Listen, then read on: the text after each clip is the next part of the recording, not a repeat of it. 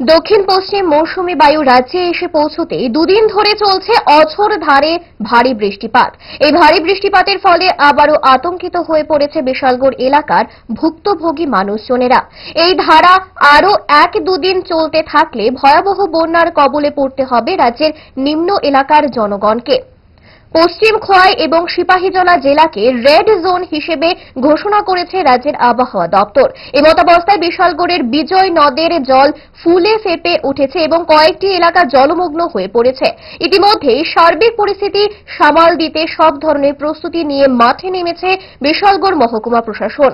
বিপর্যয় মোকাবেলায় মাঠে নামানো হয়েছে টিএসআর প্রথম বাহিনী, আপদ মিত্র, সিভিল ডিফেন্স সহ বিভিন্ন লাইন ডিপার্টমেন্টের কর্মীদের।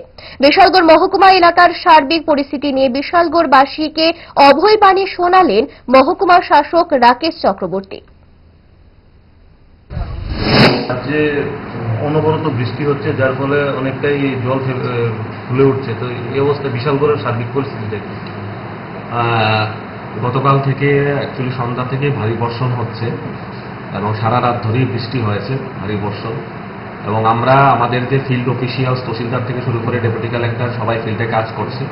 কিছু কিছু জায়গা থেকে আমাদের খবর এসেছে যেখানে জলের যে ইয়েটা একটু বেড়ে গেছে, যেমন আমাদের নদীলার, আমাদের গোপীনগর, আমাদের গজারিয়া, রঘুনাথপুর, এই জায়গাগুলিতে আমরা প্রশাসনের তরফ থেকে আমরা প্রত্যেকটা এরিয়াতে আমরা ডেপুটি কালেক্টর নিযুক্ত করে রেখেছি। আমাদের কাছে আপাত মিত্র ভলেন্টিয়ার্স এবং সিভিল ডিফেন্স ভলেন্টিয়ার্সরা আছে, 1st ব্যাটালিয়ন টিএসআর আছে। আমাদের বোট আমরা যেটা আছে আমাদের কাছে সেটা রেডি করে রেখেছি এবং আমরা প্রত্যেককে আমরা বলছি যে জল বেশি ওঠার জন্য অপেক্ষা না করে নিকটবর্তী আমাদের যে শেল্টার হাউস আছে শেল্টার হাউসের মধ্যে আশ্রয় নেওয়ার জন্য। গত বছর বন্যার সময় প্রশাসন, স্বেচ্ছাসেবী সংস্থা এবং অন্যান্য যারা রয়েছেন তারা প্রচণ্ডভাবে মহকুমা প্রশাসনকে সাহায্য করেছে।